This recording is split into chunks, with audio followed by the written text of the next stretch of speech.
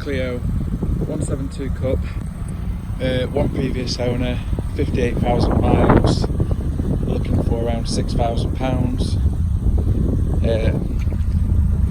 Very light scratch here, may polish out, may need paint. One who can do a better job at touching those in, very minimal. Mechanically, it's totally restored, brand new brake discs, pads, rear calipers, all round. On the front we've got the slightly improved Brembos, the EBC yellows. The rears are the original Renaults with brand new bearings incorporated in the disc. Mechanically it's totally done. It's got a total exhaust system, but attempted to keep the stock look. Maybe here to see underneath there, you can see it there, but stainless or titanium, whatever it is, it was reasonably expensive.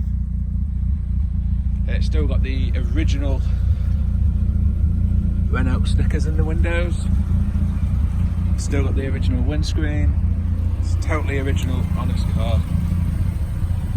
And that somebody who wants to do the cosmetic side of it in a few years' time will be worth a lot of money, but mechanically it's absolutely spot on.